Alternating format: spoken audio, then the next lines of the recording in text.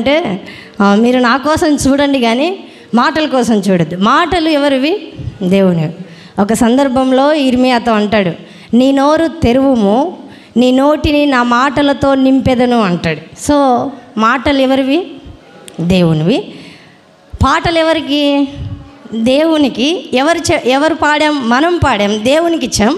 ఇప్పుడు వాక్యం వింటున్నది ఎవరు చెప్తున్నట్టు మనకి? అంటే ఇంతవరకు మన టైం. అంటే పాటలు పాడేదంతా ఎవరి టైము? మన టైం. వాక్యం చెప్పేది ఎవరి టైం? మరి ఎవరి టైం ఎక్కువ ఉండాలి? మీరే ఆలోచించండి. నేను ఎక్కువ పోను. రైట్. నేను మరలా మిమ్మల్ని 2 గంటలు పాటలు పాడారు కాబట్టి 2 గంటలు వాక్యం వినండి అని చెప్పను. అటు ఇటు గంట వరకు. రైట్. మనకందరికీ తెలిసిన వాక్యమే. అక్కడి నుండి ఆలోచన చేద్దాం. లూకాసు వార్త 15వ అధ్యాయం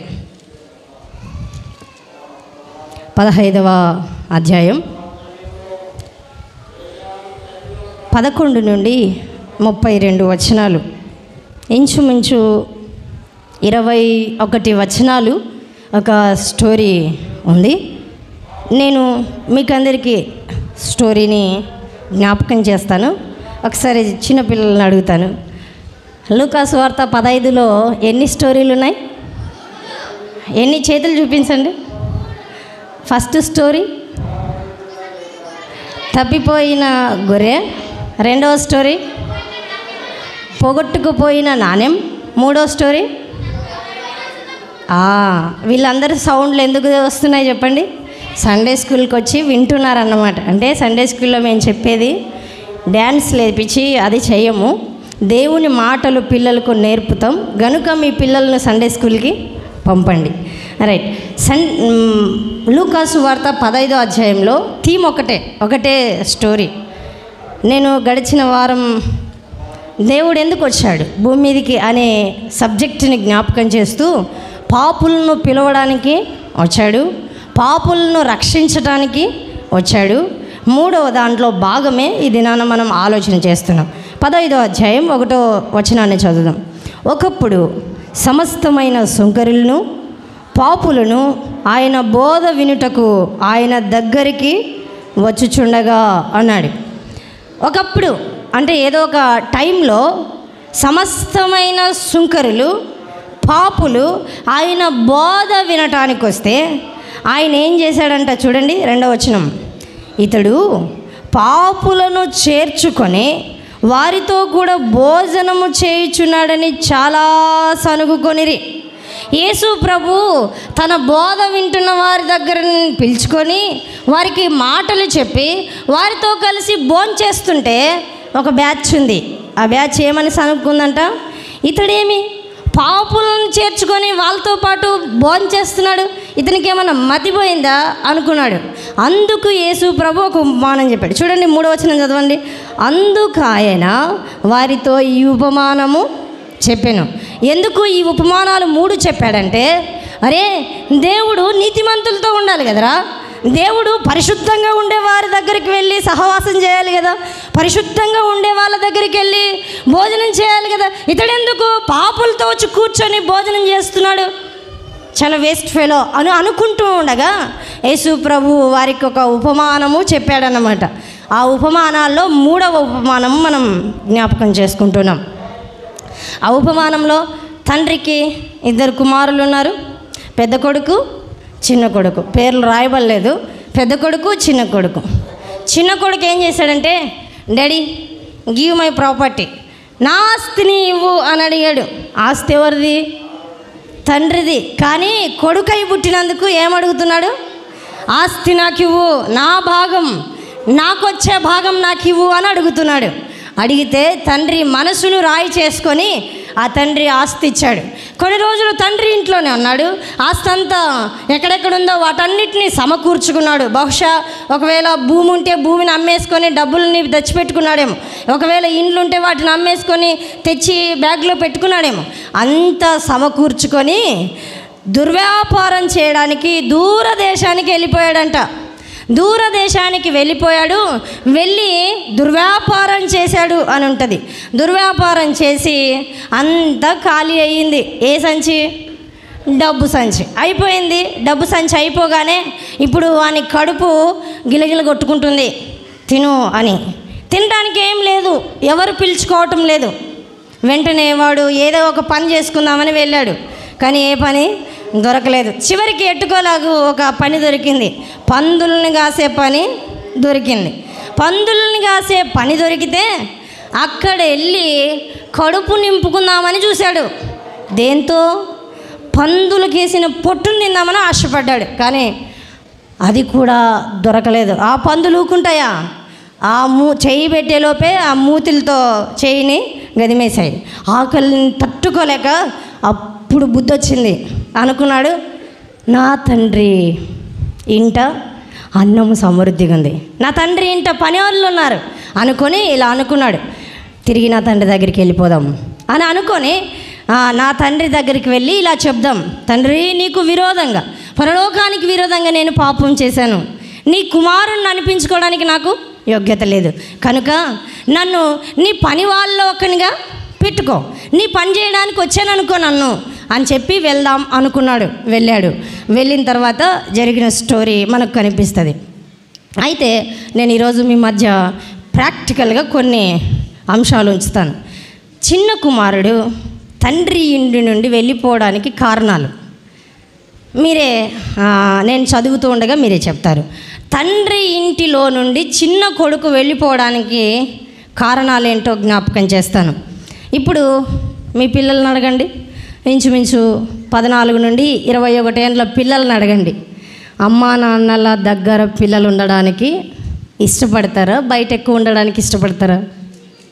మీరే చెప్పాలి. ఎక్కడ ఉండడానికి ఇష్టపడతారు? 14 నుండి. చిన్నపిల్లలు కొంచెం మెచ్యూరిటీ వచ్చేంత వరకు మనతో ఉంటారు, కానీ సర్టెన్ ఏజ్ వచ్చేపాటికి వాళ్ళు ఎక్కడ ఉండాలని ఇష్టపడతారు? బయట. బయట ఎవరు ఉంటారు చెప్పాలి? బయట ఎవరు ఉంటారు? ఫ్రెండ్స్ ఉంటారు.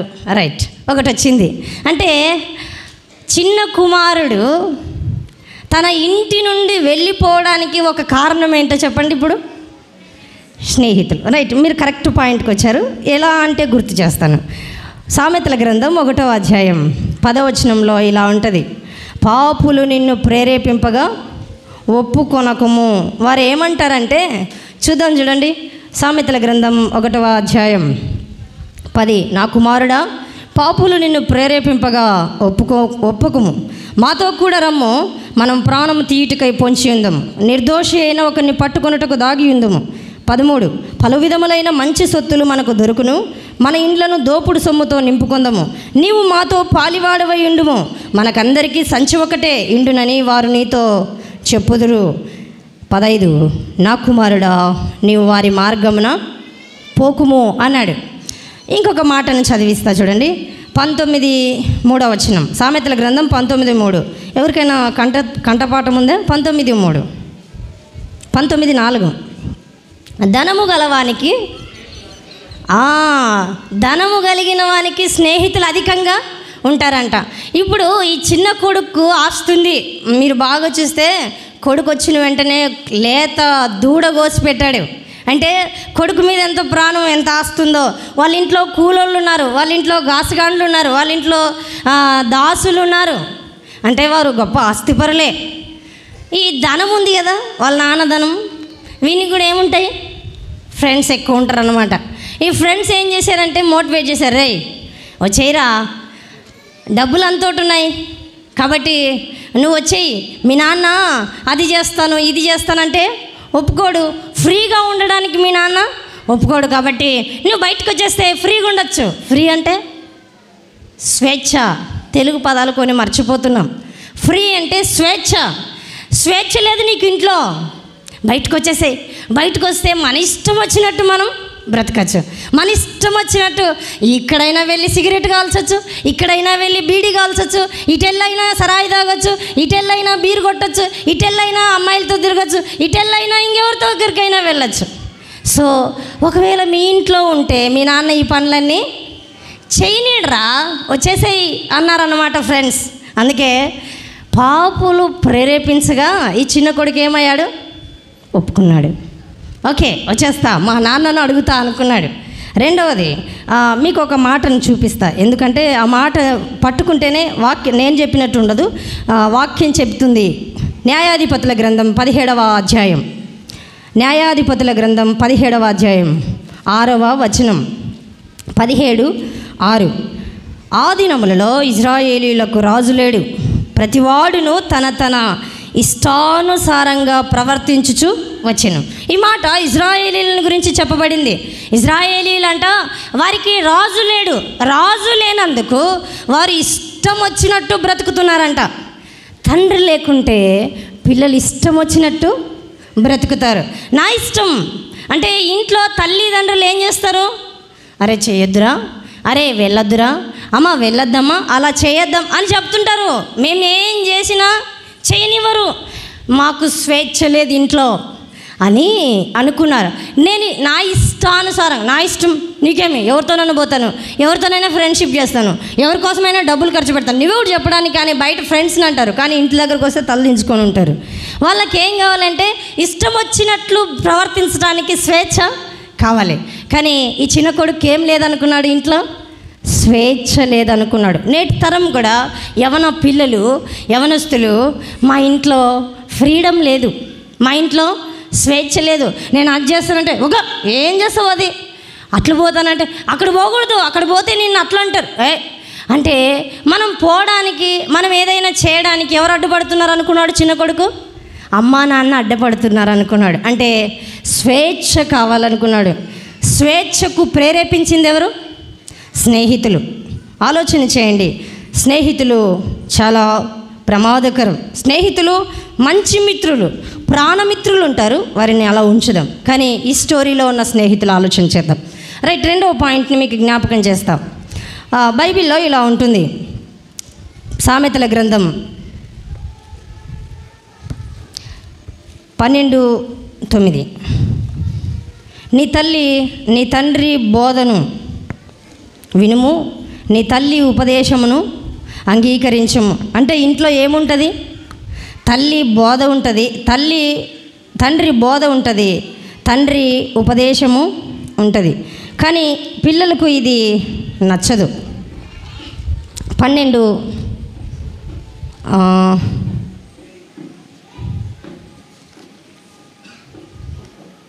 6:20. రైట్, చాలా రెఫరెన్స్ రాసుకున్నాను, ఈ మధ్యలో నాకు మెమరీ లాస్ అవుతుంది, ప్రార్థన చేయండి. 6:20. నా కుమారుడా, నీ తండ్రి ఆజ్ఞను గైకొనుము, నీ తల్లి ఉపదేశమును త్రోసివేయకము.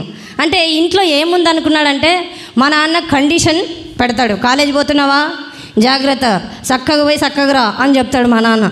డబ్బులు ఇచ్చాడా, కరెక్ట్ దీనికే వాడు అని చెప్తాడు. లేదు ఏదైనా ఎక్కడికైనా వెళ్ళమన్నాడా, టూర్కి వెళ్తున్నావా, జాగ్రత్త, ఆ పిల్లలతో తిరగద్దు, ఆ వ్యక్తులతో కలవద్దు అని చెప్తున్నాడు. అంటే తండ్రి ఏం చేస్తున్నాడు? ఆర్డర్ చేస్తున్నాడు. తల్లి ఏం చేస్తుందంట? ఉపదేశం చేస్తుంది. అమ్మా ఆ పిల్లలతో స్నేహం చేయొద్దమ్మా, అలాంటి వాళ్ళ దగ్గరకు వెళ్ళొద్దు, ఒట్టిగా ఊరికే వారితో ఎందుకు మాట్లాడతావు, మాట్లాడొద్దమ్మా, అలాంటి పనులు ఎందుకు చేస్తావు, ఆ పిల్లలతో అది కలిసి ఇది ఎందుకు చేస్తావు అని తల్లి ఏం చేస్తుంది? తల్లి ఆర్డర్ చేయలేదు, తండ్రి ఆర్డర్ చేయగలడు. తల్లి ఉపదేశం చేస్తుంది, తండ్రి ఆజ్ఞాపిస్తున్నాడు. చిన్న కొడుకు అనుకున్నాడు, ఎప్పుడు చూసినా అది చెయ్యి, ఇది చెయ్యి, అది చెయ్యి, ఇది చెయ్యి అనే చెప్తాడు. నేను తాగుదామంటే వద్దు అంటారు, నేను తిందాము అంటే వద్దు అంటారు, నేను ప్రార్థన చేసుకుంటానంటే బాగా చేయి అంటారు, నేను బైబిల్ చదువుకుంటానంటే బాగా చేయంటారు, నాకు ఇష్టం లేనివి చేయమంటారు, నాకు ఇష్టం ఉండేవి వద్దంటారు. నేటి తరం యొక్క ఆలోచన ఇలానే ఉంటుంది. అంటే మా నాన్న మా అమ్మ నేను ఏది చేయాలనుకుంటే అది వద్దంటుంటారు, నేను ఏది వద్దనుకుంటుంటే అదే చేయమంటుంటారు. అంటే తల్లి తండ్రి ఏం చెప్తున్నారు? కండిషన్స్ పెడుతున్నారు. అమ్మ నీవు మా బిడ్డ, మాకు పేరు తీసుకురావద్దు, మాకు చెడ్డ పేరు తీసుకురావద్దు, అమ్మ నాన్న నువ్వు ఇలాంటి పనులు చేయకూడదు అని తల్లిదండ్రులు చెప్తుంటే వాళ్ళకి ఎట్లా కనిపిస్తుంది? మాకు కఠినమైన రాయిలు తెచ్చి మా నెత్తుల మీద పెడతారు, మేము చేస్తామనేవి చేయొద్దు అంటారు. ఇంత కఠినమైన వాళ్ళు ఎక్కడ ఉండరు. అందుకే స్నేహితుల దగ్గర పోయి ఇది చేద్దామారా అనే పాటికి అబ్బా మా ఇంట్లో అస్సలు చేయనీరా, ఈడ బాగా వచ్చింది దొరికింది ఛాన్స్ అనుకుంటారు అన్నమాట పిల్లలు. నేను చాలామంది పిల్లలను చూశాను, ఇంచుమించు 10 సంవత్సరాలు అవుతుంది. నేను 8 సంవత్సరాలు 10వ తరగతి వరకు పిల్లలను చూశాను. ఈవెన్ 2 సంవత్సరాలు ఇక్కడ చిన్న పిల్లలను చూశాను. చాలామంది పిల్లలు ఏం కోరుకుంటారంటే ఇంట్లో కంటే బయట జులాయిగా తిరగడాన్ని ఆడపిల్లలైనా మగ పిల్లలైనా బయట జులాయిగా తిరగడాన్ని కోరుకుంటారు. జాగ్రత్త. చిన్న కుమారుడు ఏమనుకున్నాడంటే ఎప్పుడు చూసినా మా నాన్న ఇంట్లో ఇదే సోది పెట్టింటాడు, ఎప్పుడు చూసినా మా అమ్మ ప్రార్థన చేసుకోరా, వాక్యం చదువుకోరా, వాక్యం వినరా, ఇదే సోది తప్పితే ఆడుకోపోరా, లేదంటే ఆ సినిమా చూడిపోరా, ఆ పిల్లలతో తిరిగిపోరా అని ఎప్పుడు చెప్పదు మా అమ్మ మా నాన్న అని అనుకుంటుంటారు, ఫీల్ అవుతుంటారు. చిన్న కొడుకు కూడా అలాగే అనుకున్నాడు. అందుకే హీ డిసైడ్ టు గాడ్. అతను బయటికి వెళ్ళిపోవడానికి ఇష్టపడ్డాడు. రెండవ కారణం ఏంటంటే మా అమ్మ నాన్న నేను చేయాలనుకున్న పనిని చేయనివ్వరా అనుకున్నాడు. మొదటి స్వేచ్ఛ లేదనుకున్నారు.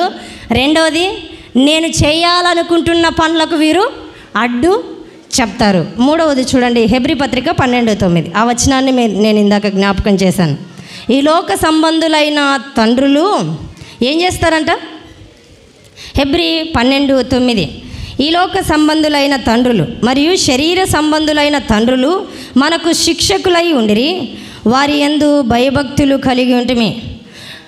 శరీర సంబంధమైన తండ్రులు అంటే మనం పిల్లలను కన్నాం కదా శరీర ప్రకారం, కానీ మనం ఈ కొడుకే పుట్టాలని ఈ బిడ్డే పుట్టాలని ఎప్పుడేమీ కలలు కనలే. లేదంటే నా బిడ్డ ఇట్లా కళ్ళు ఉండాలి, ఇట్లా ముక్కు ఉండాలని, ఇట్లా తెల్లగా ఉండాలని మనమేమి ఎప్పుడు అనుకునింటాం, కానీ ఇట్లే ఉండాలని ఊహించుకొనేమి కడుపులో పెట్టుకోలే. దేవుడిచ్చాడు, వారిని తీసుకున్నాం. మనం ఏం చేస్తున్నాం? ఆ పిల్లలను కొన్నిసార్లు నేనైతే నా పెద్ద కూతురుని చాలా కొట్టాను, మామూలుగా కాదు. అమ్మకి చెప్తాననే పాటికి వణుకుతుంది. అంటే బెత్తము వాడని వాడు తన కుమారునికి విరోధి అని ఉంటుంది. బెత్తము వాడని తల్లి తన కుమార్తెకు కూడా విరోధి, అంతే, సింపుల్ డెఫినేషన్.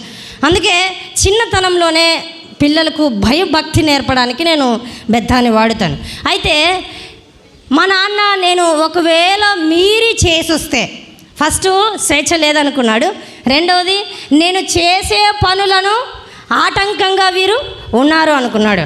ఇప్పుడు ఒకవేళ ఏదైనా చిన్న కొడుకు ఏదో పని చేసి వచ్చాడు, ఏదో ఎత్తేసుకొని వచ్చాడో లేదంటే ఎవరినో కొట్టొచ్చాడో, కొట్టొస్తే వాళ్ళ నాన్న ఏం చేసి ఉంటాడు? 2 ఈపుకు బాధింటాడు. అంటే అది శిక్ష ఉంది. అంటే మా ఇంట్లో ఏముంది? నేను ఏదైనా చేయకూడని పని చేస్తే మా ఇంట్లో నాకేముంది? శిక్ష ఉంది. సో నేను మా ఇంట్లో ఉండడం వల్ల నాకు ఏ లాభం లేదు. మా ఇంట్లో ఉన్నాననుకో నేను ఫ్రీగా ఏ పని చేయనివ్వరు, వాళ్ళు చెప్పిందే చేయమంటారు. ఒకవేళ నా ఇష్టం వచ్చినట్టు నేను చేస్తే నన్ను ఉతికి ఆరేస్తారు. కాబట్టి ఇక్కడి నుండి వెళ్ళిపోవడమే కరెక్ట్. నేటి దినాల్లో పిల్లల మైండ్ సెట్ అంతా ఇట్లనే ఉంటుంది, మన ఇంట్లో నుండి మనం ఎప్పుడు బయటికి వెళ్ళిపోదామా అని. ఎప్పుడైనా మీ 20 ఏళ్ళ కొడుకు వచ్చి ఆ తల్లిదండ్రుల దగ్గర కూర్చొని మడసంగా మాట్లాడిన దాఖలాలు ఉన్నాయా? మీరు తల్లిదండ్రులుగా ఫేస్ చేసింటారు ఆ ప్రాబ్లమ్ని. కొంచెం పెద్దోళ్ళు అయితే చాలు, తల్లిదండ్రులు చాటుకు రారు. చిన్నప్పుడు మా అమ్మని కొంగు పట్టుకొని తిరిగింటారు, మా నాన్నని ప్యాంటు పట్టుకొని తిరిగింటారు. కొంచెం వయసు వచ్చేపాటికి ఏమైపోతుందేమో ప్రేమ, ఎవరు చుట్టూ తిరుగుతారు? తల్లిదండ్రిని విడిచేసి బయట స్నేహితులతో ఎక్కువగా తిరగడానికి ఇష్టపడతారు. Be care. ఈ కుమారుడు కూడా ఏం చేశాడంటే ఇంటిని వదిలి వెళ్ళి రావడానికి ప్రయాసపడ్డాడు. రైట్. మీకు తండ్రి ఇంట్లో ఇవి లేవు అనుకున్నాడు. నిజంగా చెప్పండి, తల్లిదండ్రులుగా మీరున్నారు కదా, మీ ఇంట్లో మీ పిల్లలకు స్వేచ్ఛ లేదా? ఉంది కదా, స్వేచ్ఛ ఉంది. మీ ఇష్టం వచ్చిన ఆహారం తింటారు, మీ ఇష్టం వచ్చిన బట్టలు వేసుకుంటారు, మీ ఇష్టం వచ్చినట్టుగా స్కూల్కి వెళ్ళి చదువుకుంటారు, ఆడుతారు, పాడుతారు. వద్దంటారా? చెడ్డ పనులకు మాత్రం తల్లిదండ్రులు ఏం చేస్తారు? నో చెప్తారు. కానీ ఏమనుకుంటారు? చెడ్డ పనులు చేయడానికి మా తల్లిదండ్రులు మాకు ఆర్డర్ కాపీ ఇవ్వాలనుకుంటారన్నమాట. చెడిపో, బాగా చెడిపోని ఏ తల్లి ఏ తండ్రి కోరుకుంటాడు?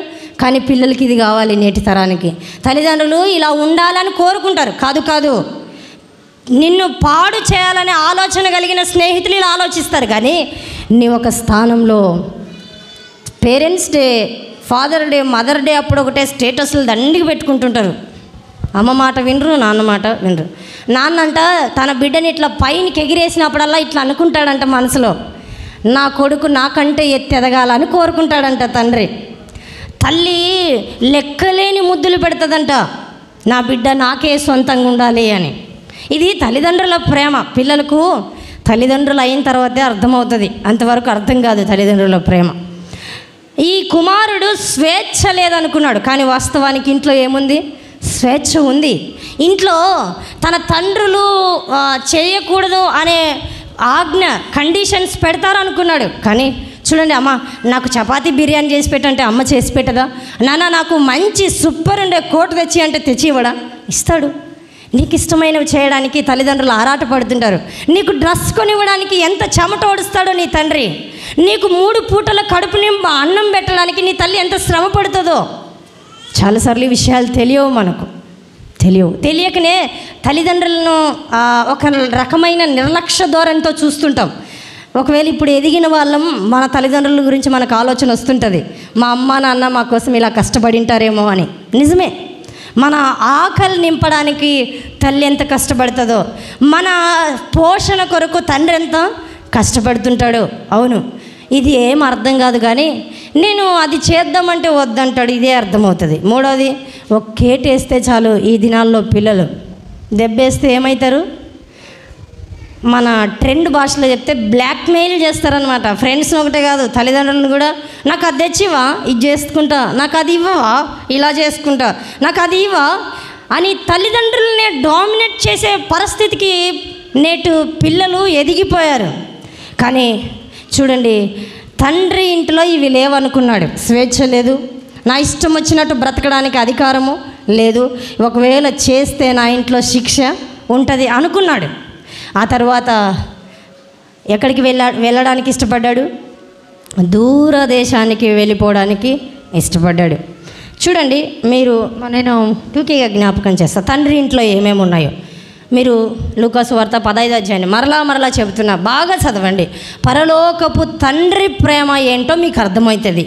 దేవుని ప్రేమ ఎంత విలువైనదో అర్థమవుతుంది. కడుపు పందుల దగ్గరికి వెళ్ళాడు. కడుపు ఆకలి అవుతుంది, పేగులు కొట్టుకుంటున్నాయి లోపల, బాగా అరుస్తుంటాయి కదా. అప్పుడప్పుడు ఖాళీగా ఉన్నప్పుడు పేగులు ఏం చేస్తాయంట? అరుస్తుంటాయి కాదు, అవి కదలాడుతుంటాయి, సౌండ్ వస్తుంది మనకు. కదలాడుతుంటే వాడు తట్టుకోలేక పందులు కేసిన పొట్టును తినడానికి అలా వెళ్ళాడు. అంతే, వెళ్తే అవి అని దుబ్బేశాయన్నమాట చేతులు. అప్పుడు గుర్తొచ్చింది, నా తండ్రి ఏంట కూలి వాళ్ళు ఉన్నారు, నా తండ్రి ఇంట అన్నము సమృద్ధిగా ఉంది అన్నాడు. చూడండి, ఇంట్లో ఏముంది? సమృద్ధి అయిన అన్నము ఉంది. ఇంట్లో ఏముంది? కూలి వాళ్ళు ఉన్నారు, దాసులు ఉన్నారు, పనివారు ఉన్నారు. అంటే ఆస్తి నీవు అనుభవించటానికి అనుకువైనంతగా ఇంట్లో ఉంది. ఇంకా ఇంట్లో ఏముందంటే చూడండి, ఆ మాటను చదివితేనే అర్థమవుతుంది. 15వ అధ్యాయం చివరి వచనంలో పెద్ద కొడుకుతో చెబుతున్నాడు.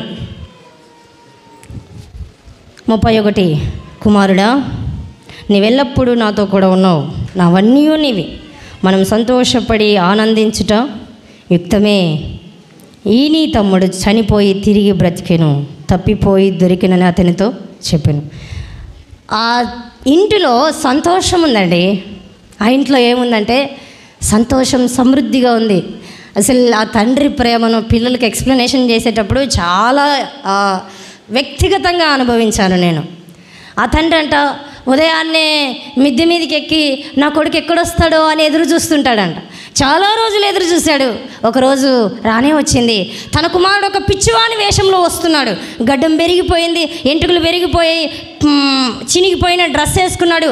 చూడ్డానికి పిచ్చోన్లాగా కనిపిస్తున్నాడు. కానీ నా కొడుకే, వాడెవరో కాదు, నా కొడుకే అని మిద్ది మీద నుండి చూస్తే తండ్రి పరుగు పరుగున కొడుకు దగ్గరికి వెళ్ళాడు. ఏముంది తండ్రి దగ్గర? ప్రేమ ఉంది. ప్రేమ లేదనుకున్నాడు తండ్రి దగ్గర చిన్న కొడుకు, కానీ ఏముంది? ప్రేమ ఉంది.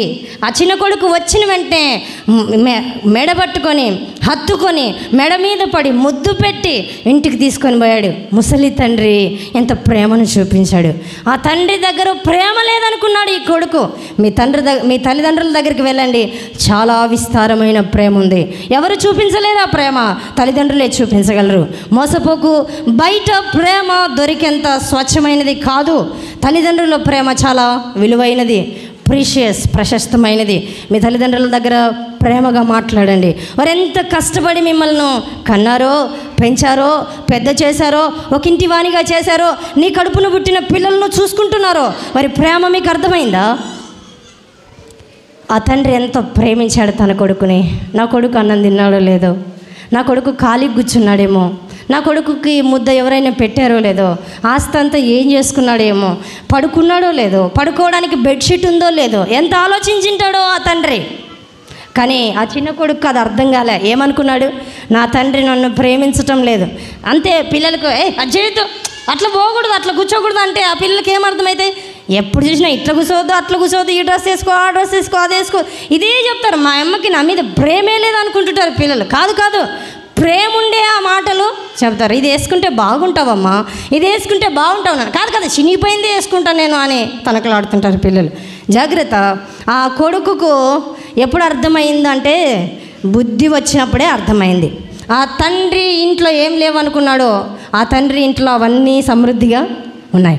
అన్నం ఉంది, పని వాళ్ళు ఉన్నారు, ఆస్తుంది, ప్రేమ సంతోషాలు పంచిపెట్టే తల్లిదండ్రులు ఉన్నారు.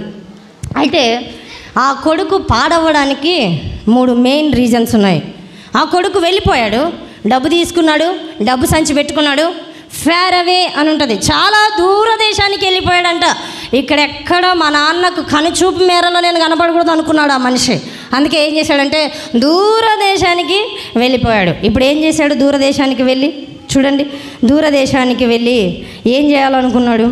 13 చివరిలో ఉంటుంది. కొన్ని దినములైన తర్వాత ఆ చిన్న కుమారుడు సమస్తమును కూర్చుకొని దూరదేశమునకు ప్రయాణం అయిపోయి. ఎక్కడికి వెళ్ళాడు? దూరదేశానికి. మరి ఇటలీకి వెళ్ళాడు, రోమ్కి వెళ్ళాడు, ఇంకెంత దూరం వెళ్ళాడు. అచ్చట తన ఆస్తిని దుర్వ్యాపారము వలన పాడు చేసాను. అదంతయు ఖర్చు చేసిన తర్వాత ఆ దేశమందు గొప్ప కరువు రాగా ఇబ్బంది పడసాగి ఆ దేశస్తులో ఒకని చెంత చేరెను. వాడు పాడు కావడానికి 3 కారణాలు కనిపిస్తాయి. ఒకటి, వాడు తండ్రి ఇచ్చిన ఏంటిది ఆస్తి. ఆస్తి అంతా ఏ రూపంలో ఉంది? ఇప్పుడు డబ్బు రూపంలో ఉంది. ధనవంతునికి స్నేహితులు అధికమని ఇందాక చదువుకున్నాం కదా. వాడు మొట్టమొదటిగా వాని చేతిలో ఉన్న డబ్బు వాడిని ఏం చేసిందంటే నాశనం వైపుకి నడిపించింది. అమ్మ, డబ్బు మరి చెడ్డదంటారా? మరి మనం అంతా బతికేది డబ్బుతోనే కదా. అవును, డబ్బు మంచి వాటి కొరకు మనం వినియోగించాలి. కత్తిని ఎందుకోసం వినియోగిస్తాం? ఉపయోగకరమైన వాటికి, పొడుచుకోవడానికి, కోసుకోవడానికి ఉపయోగిస్తారా? చేయి కోసుకోవడానికి, కాలు కోసుకోవడానికి, తలకాయ కోసుకోవడానికి ఉపయోగిస్తామా? అది చెడు. కానీ కూరగాయలు కట్ చేసుకోవచ్చు, సంచులు కోయచ్చు, అవి ఉపయోగకరమైన వాటి. డబ్బు ఉంది, అవసరమైన మేరకు మనం వాటిని వినియోగించాలి. కానీ మితిమీరిన ధనం ఈ చిన్న కొడుకుని ఏం చేసింది? చెడిపింది, పాడు చేసింది. మొదటిది, ధనాపేక్ష సమస్తమైన కీడులకు మూలం. ఒకవేళ ధనము సంపాదించుకోవాలని ప్రయాసపడి తాపత్రయపడి దేవుణ్ణి విడిచిపెడితే జాగ్రత్త, దేవుడు నిన్ను విడిచిపెడతాడు. యెహోవాను విడిచి వేరొకరిని అనుసరించి వారికి శ్రమలు విస్తరించును. ధనమే దేవుడు అనుకుంటున్నావేమో, నేను సంపాదించే డబ్బే నాకు చాలా ప్రాముఖ్యం అనుకుంటున్నావేమో. కాదు కాదు, డబ్బు కంటే దేవుడు ముఖ్యం.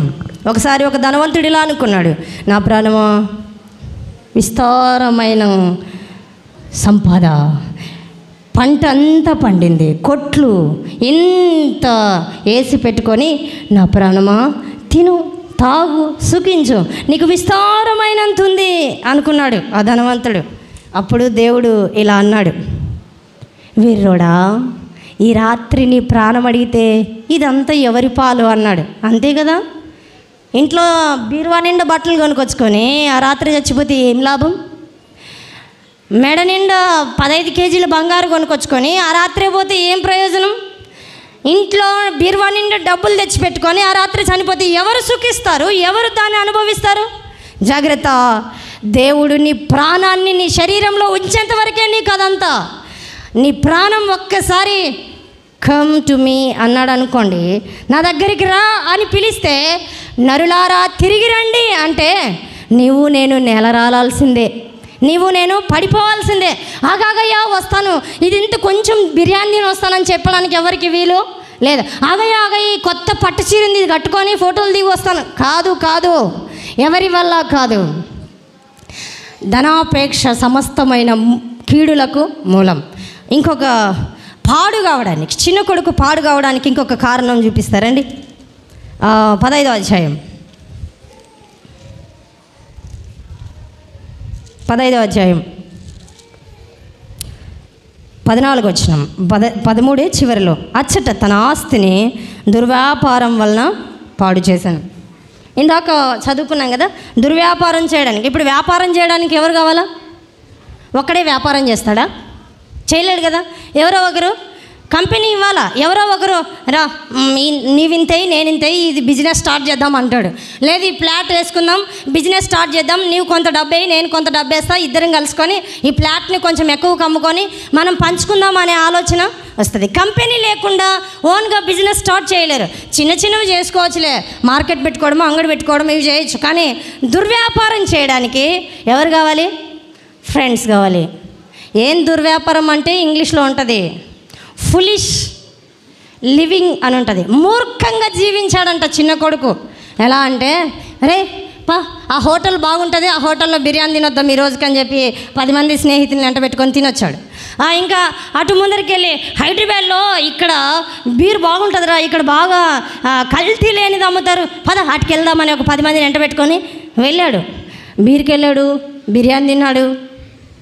లాస్ట్కి జల్సా చేయడానికి ఒక మాట ఉంటుంది, వేశ్యలతో తన సంపదను పాడు చేసుకొనెను అని. వాళ్ళ అన్న అంటాడు చూడండి, ఏమంటున్నాడు ఒకసారి రండి 15:30లో. అయితే నీ ఆస్తిని వేశ్యలతో తిని వేసిన ఈ నీ కుమారుడు రాగానే వీని కొరకు కొవ్విన పశువును వధించితివని చెప్పాను. వాడు ఎక్కడికి వెళ్ళాడంట? నీ ఆస్తిని వేశ్యలతో వేశ్యలతో పాడు చేసుకొని వచ్చాడు, వానికి నువ్వు భోజనం పెడతావని వాళ్ళ పెద్దన్న మాట్లాడుతూ ఉన్నాడు. ఒకటి, డబ్బు ఆ చిన్నోడిని పాడు చేసింది. 2, స్నేహితులు ఆ చిన్న వ్యక్తిని, ఆ చిన్న అబ్బాయిని పాడు చేశారు. 3వది, వేశ్యలతో చిన్న కుమారుడు పాడైపోయాడు. ఒక 3 మాటలు వేశ్యలను గురించి జ్ఞాపకం చేస్తాను. నేను డీప్గా వెళ్ళను, కానీ ఉన్న మాటను నేను జ్ఞాపకం చేస్తాను. సామెతల గ్రంథం 8:23లో ఒక మాట ఉంటుంది చూడండి, త్వరగా తిప్పుదాం. 8:23, తనకు ప్రాణహానికరమైనదని ఎరుగక ఉరి యొద్దకు పక్షి త్వరపడినట్లు వాని గుండెను అంబు చీల్చు వరకు వాడు దాని వెంట పోయెను. ఎవరు? 10వ వచనం.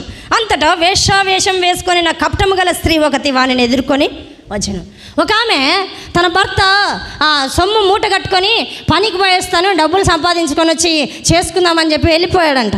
ఈ స్త్రీ ఏం చేసిందంటే ఒక సందుకి వెళ్ళి ఎదురు చూస్తూ కూర్చుంది ఒక వ్యక్తి కోసం. ఆ వ్యక్తి రానే వచ్చాడు.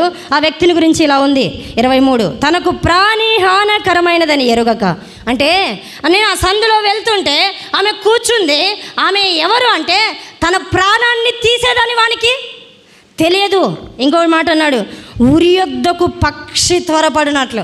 ఆ స్త్రీ కనిపించగానే ఈ వ్యక్తి పరిగెత్తుకుంటూ వెళ్ళాడు. నా ఆశ తీరుతుంది, నా శరీర ఇచ్చ తీరుతుందని ఆ వ్యక్తి దగ్గరికి పరిగెత్తుకుంటూ వెళ్తున్నాడు. కానీ పక్షి ఊరిలోకి చిక్కుతుందని వానికి తెలియదు అన్నాడు.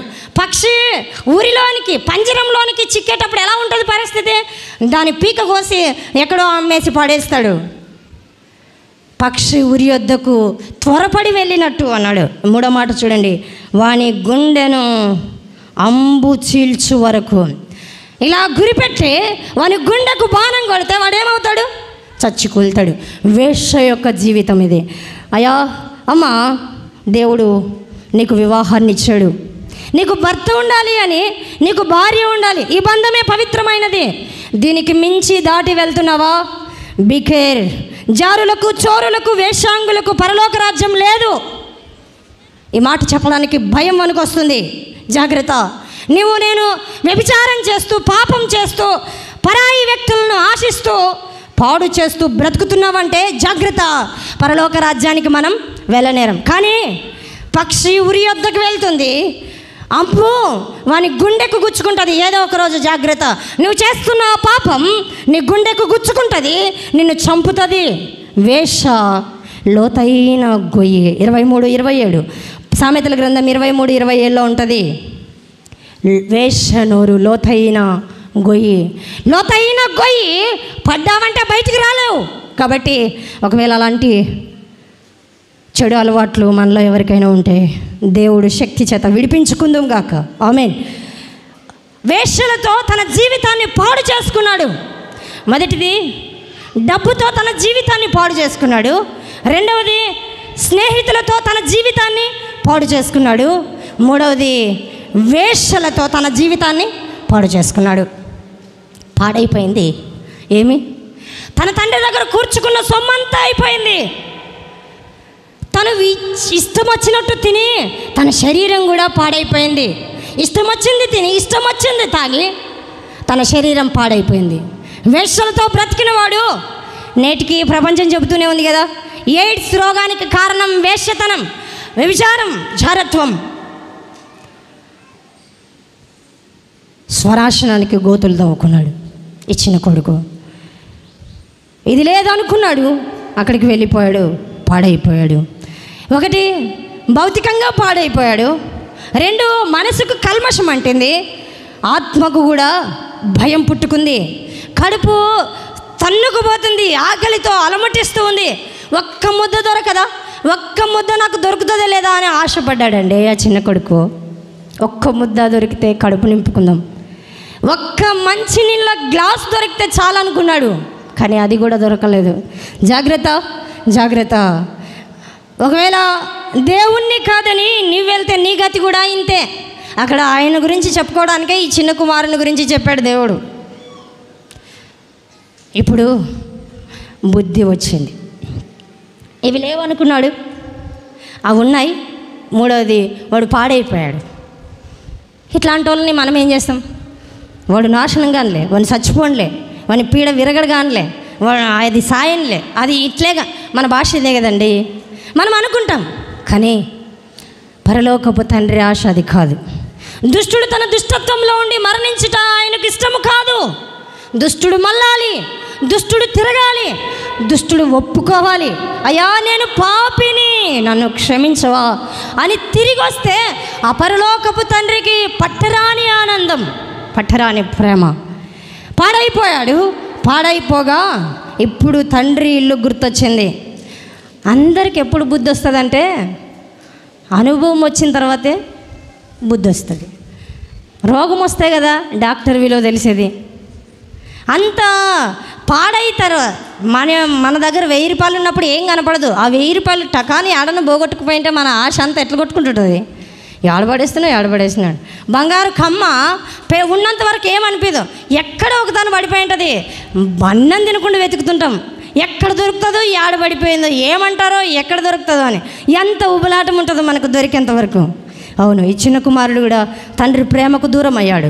తండ్రి ఇంట్లో సంతోషానికి దూరం అయిపోయాడు. తండ్రి ఇంట్లో ఉన్న సమృద్ధికి దూరం అయిపోయాడు. దూరం అయిపోయి దూరదేశానికి వెళ్ళిపోయి దుర్వ్యాపారం చేసి దుష్ట మార్గంలో పడి దుష్టుడైపోయాడు. ఇప్పుడు తండ్రి గుర్తొచ్చాడు. తండ్రి గుర్తొస్తే తండ్రి దగ్గరకు ఇలా వెళ్ళాలనుకున్నాడు. నాన్న అడగడానికి కూడా ఇలా ఉంటుంది శంకరి పరిచయ ప్రార్థనలో. శంకర్ అనుకుంటాడంట, ఆకాశం వైపు కనులెత్తటానికి కూడా నాకు చాలక తండ్రి అని వేడుకుంటాడంట. చిన్న కుమారుడు కూడా అలా అనుకున్నాడు. నానా నేను మరలా నీ ఇంటికి వస్తా, నానా మన ఇంటికి నేను వస్తా, కానీ మన ఇల్లు కాదు నాన్న, అది మన ఇల్లు కాదు నాన్న. ఎందుకంటే నా ఆస్తి నేను తీసుకొని వెళ్ళిపోయాను.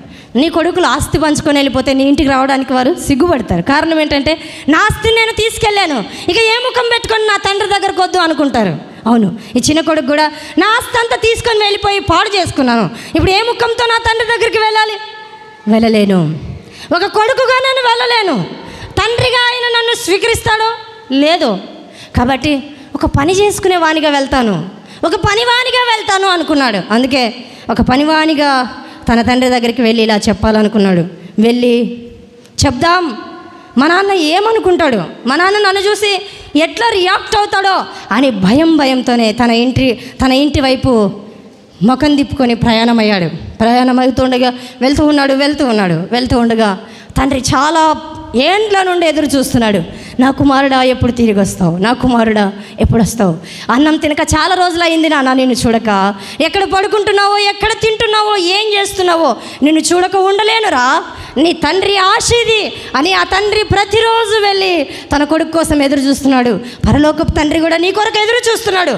నా కుమారుడా, నా కుమార్తె నా దగ్గరికి ఎప్పుడు వస్తావు? వస్తావు, రామ్మా రాయ అని ఆయన ఎదురు చూస్తూ ఉన్నాడు. ఈ తండ్రి కూడా ఎదురు చూస్తూ ఉన్నాడు. ఎదురు చూస్తూ ఉండగా కుమారుడు రానే వచ్చాడు. కుమారుణ్ణి చూడాల్సిన స్థితిలో కాదు, కానీ ఒక పిచ్చివాణిలాగా, ఒక దరిద్రునిగా తన కొడుకును చూస్తూ ఉన్నాడు. ఏ తండ్రి ఇష్టపడతాడు తన కుమారుడు బికారిగా, అడుక్కునేవాడిగా, భిక్షగాడిగా ఏ తండ్రి చూడాలనుకుంటాడు? నా కొడుకు బాగా బిల్డింగ్లు కట్టించి కారులో తిరుగుతుంటే చూడాలని ఆశపడే తల్లిదండ్రులు ఎందరో. కానీ ఒక బికారిగా, ఒక పచ్చి తాగుబోతుగా, ఒక పచ్చి తిరుగుబోతుగా ఏ తల్లి తండ్రి చూడాలని అనుకోదు. కానీ ఆ కుమారుడు కళ్ళెదురుగా అలాగేనే కనిపించాడు. గడ్డం పెరిగిపోయింది, వెంట్రుకలంతా పెరిగిపోయాయి, వికారమైన రూపంతో వస్తూ ఉన్నాడు. ఎవరు ఇష్టపడరు?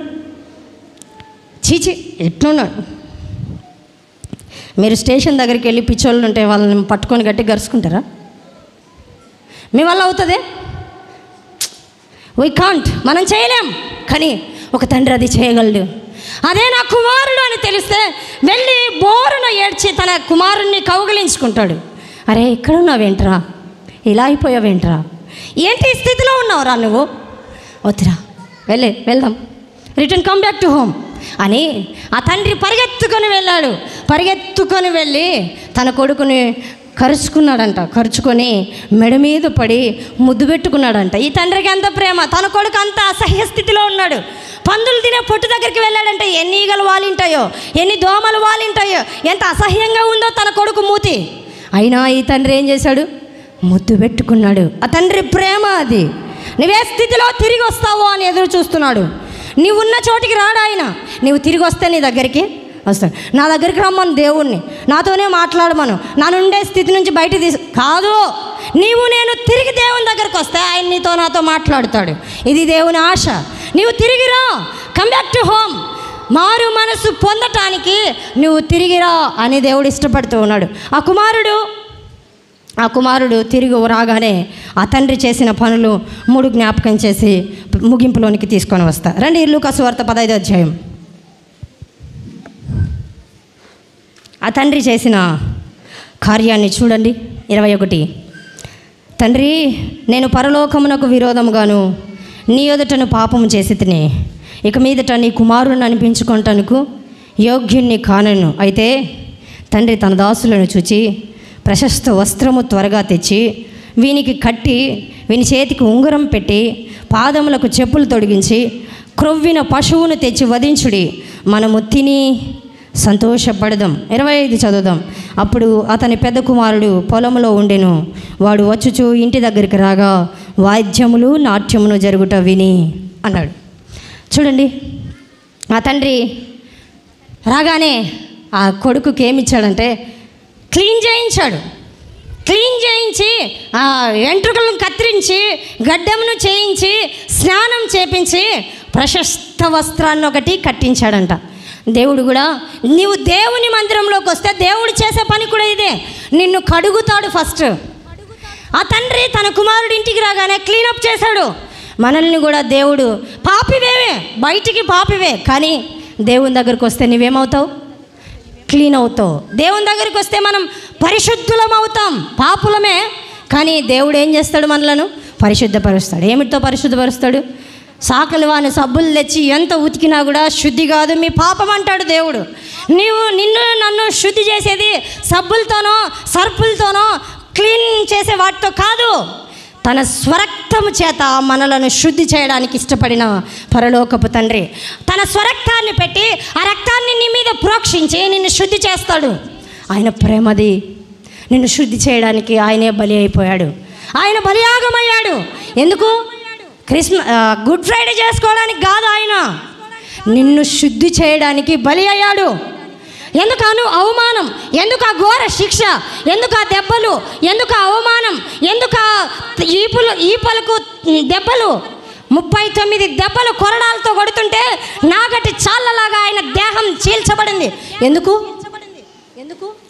నిన్ను నన్ను శుద్ధి చేయడానికి. మనం తప్పిపోయాం, దారి తెలియని స్థితిలోనికి వెళ్ళిపోయాం. అందుకే మనల్ని తిరిగి వెదికి వచ్చి రక్షించాడు ఆయన. మనల్ని ఇంటికి రాగానే ఆయన ఆ కొడుకును శుద్ధి చేశాడు ఆ తండ్రి. రెండోది ఏం చేశాడు? ప్రశస్త వస్త్రం ఒకటి, కాస్ట్లెస్ క్లాత్స్. మన పిల్లలు ఎప్పుడైనా షాపింగ్ పోతే 15,000 డ్రెస్ చూపించినారనుకో, వెంటనే ఏమంటారు? అమ్మా ఇంత డబ్బులో వదిలేమ్మా, ఏదో 500 600 తీసుకో అంటాం కదా. కానీ తండ్రి పాడైపోయి తిరిగి వచ్చిన కొడుక్కి ప్రశస్త వస్త్రాన్ని కుట్టించాడంట. మనం కూడా పాడైపోయి లోకంలో మనకున్న భద్రత అనే దాన్ని చింపేసుకొని దేవుని మందిరానికి వస్తే దేవుడు కూడా నీకు ఒక వస్త్రం ఇచ్చాడు. ఆ వస్త్రమే రక్షణ వస్త్రం. నేను రక్షణ పొందితే యేసు ప్రభు మన చుట్టూ ఏం చేస్తాడంటే రక్షణ వస్త్రాన్ని కడతాడు.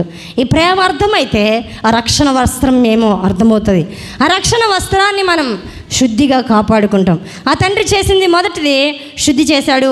రెండవది ఏం చేశాడు? రక్షణ వస్త్రాన్ని, ప్రశస్త వస్త్రాన్ని అంటే బట్టలు కుట్టించాడు. మన భాషలో చెప్పాలి. ఎట్లాంటి బట్టలు?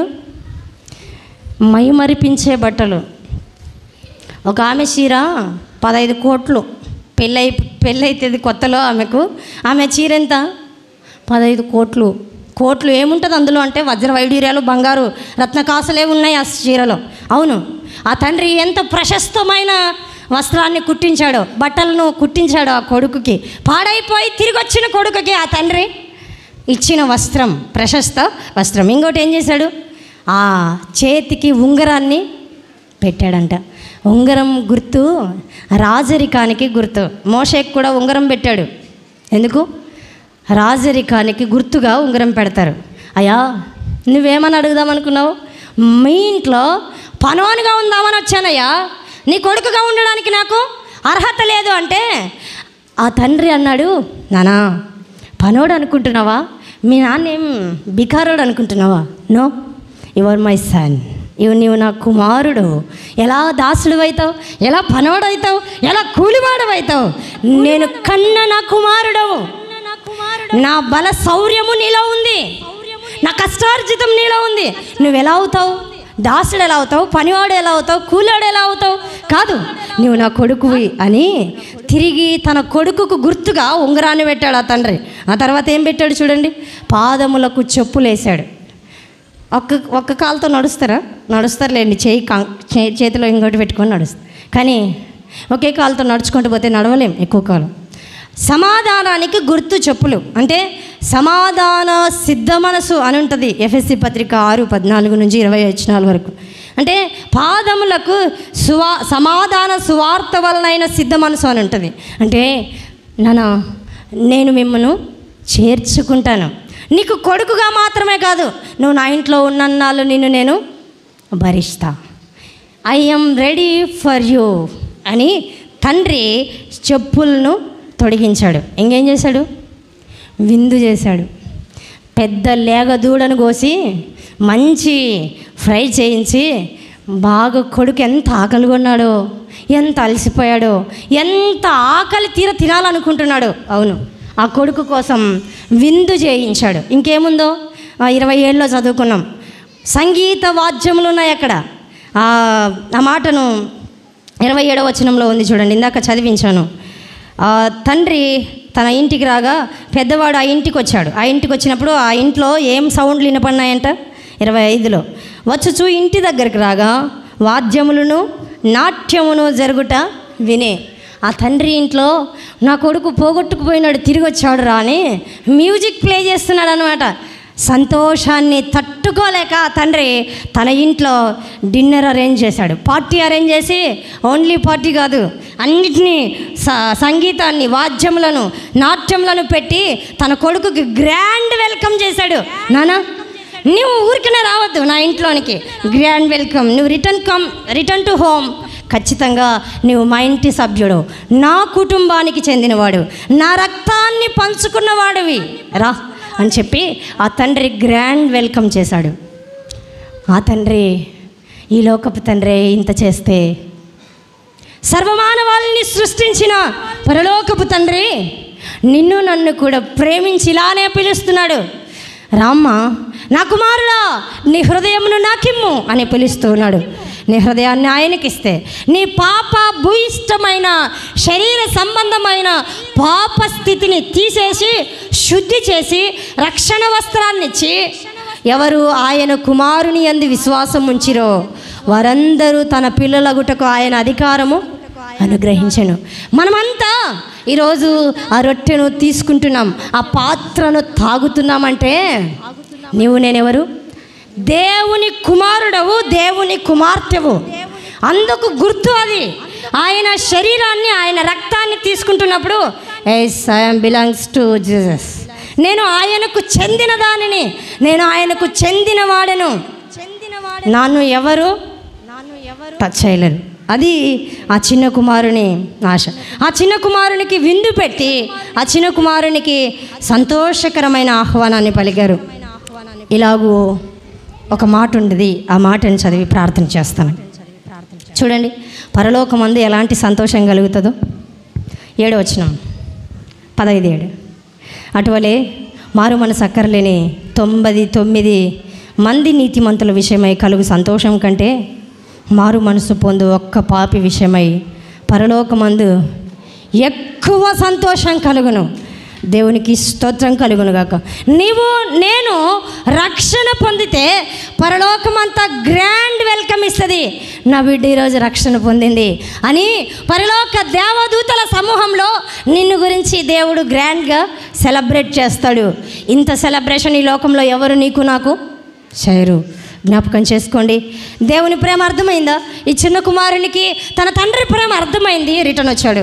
నీకు దేవుని ప్రేమ అర్థమైతే నీవు కూడా రిటర్న్ వస్తావు. ఆయన చేసిన బలియాగాన్ని జ్ఞాపకం చేసుకొని, ఒకవేళ రక్షణ పొందిన వారమైతే, అయ్యా నీవు నన్ను రక్షించావు, నీవు నన్ను విడిపించావు, నీవు నన్ను శుద్ధి చేసావు, నేను పాపిని, నన్ను కరుణించి పరిశుద్ధపరిచావు, ఇప్పుడు నీ కుమారుణ్ణి అయ్యే ధన్యత ఇచ్చావు, అందుకే నీకు స్తోత్రం అని దేవునికి కృతజ్ఞతలు చెబుదాం.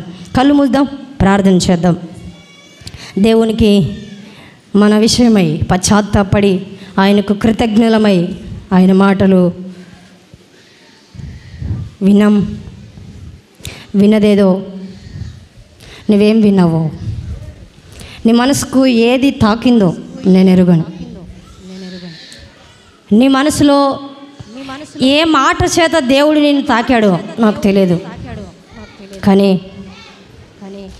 కళ్ళు మూసుకొని పరలోకపు తండ్రి వైపు మన మనసును ఎత్తుకొని, అయ్యో నా దీన స్థితి కొరకే కలువరిలో ప్రాణం పెట్టావు, లోకంలో పాడైపోయాను, లోకంలో పతనాస్థితికి చేరిపోయాను, ఎవరు నన్ను ఇష్టపడరు, నేను చేస్తున్న పాపాన్ని బట్టి నా దగ్గరికి ఎవరు స్నేహం చేయడానికి రారు, నేనున్న దుస్థితి కొరకు, నేనున్న పరిస్థితిలో నుండి నన్ను విడిపించడానికి ఎవరు రారు, నా వారే రారు, నా తల్లిదండ్రులే నన్ను చూసి అసహించుకుంటున్నారు, నా స్నేహితులే నన్ను విడిచి దూరం వెళ్ళిపోతున్నారు. కానీ ఇలాంటి దుర్మార్గురాల్ని, ఇలాంటి దుర్మార్గుణ్ణి విడిపించడానికి పరలోకాన్ని విడిచి భూలోకానికి దిగి వచ్చిన దైవమా, మీరు నన్ను ఇంతగా ప్రేమిస్తున్నారా? మీ ప్రేమను అర్థం చేసుకోలేక చాలా సార్లు నీ మందిరానికి, మీ ప్రేమకు దూరం అయిపోయాను. కనికరించండి, నా స్థితిని మరుగు చేయండి, నన్ను కడగండి. నానా తప్పిపోయి తిరిగి వస్తూ ఉన్నాను. నేను కూడా నిన్ను విడిచి వెళ్ళిపోయాను, నిన్ను విడిచి చాలా ఏండ్లు అయిపోయింది. నీతో సహవాసాన్ని విడిచిపోయాను, నీ పిల్లలతో సహవాసాన్ని విడిచిపోయాను. అయ్యా నాకు బుద్ధి వచ్చింది, నేనంతా నష్టపోయాను, నన్ను జ్ఞాపకం చేసుకోవా? నన్ను జ్ఞాపకం చేసుకో, నన్ను తిరిగి నీ ఇంటికి చేర్చవా తండ్రి, నీ ఇంటికి చేర్చవా? తప్పిపోయిన కుమారుణ్ణి నేను, కుమార్తెను నేను, నన్ను నీ ఇంటికి చేర్చయ్యా, నా స్థితిని కనికరించయ్యా, నా బ్రతుకును బాగు చేయయ్యా. పాడైపోయింది నా శరీరం, పాడైపోయింది నా డబ్బు, పాడైపోయింది నా మనస్తత్వం. అయ్యా నన్ను కడగవా, అయ్యా నన్ను శుద్ధి చేయవా, అయ్యా నన్ను పరిశుద్ధపరచవా అని ఆయన అడిగితే ఆయన పరిశుద్ధపరచుటకు సిద్ధంగా ఉన్నాడు. దేవుని మాట నీ హృదయాన్ని తాకుతుందేమో, ఇప్పుడు కాదులే ఇంకోసారి, ఇప్పుడు కాదులే ఇంకోసారి నేను నిర్లక్ష్యం చేయొద్దు. ఆయన ప్రేమతో పిలుస్తున్నాడు, తిరిగిరా నా బిడ్డ, తిరిగిరా అని అడుగుతూ ఉన్నాడు. ఆయన వైపుకు తిరుగుదాం. పరలోకపు తండ్రి, మీ పాదాలకు స్తుతులు స్తోత్రాలు చెల్లిస్తున్నాం. మీ కనికరం కొరకై స్తోత్రాలు, మీరు రక్షించినందుకు కొరకై స్తుతులు చెల్లిస్తున్నాం.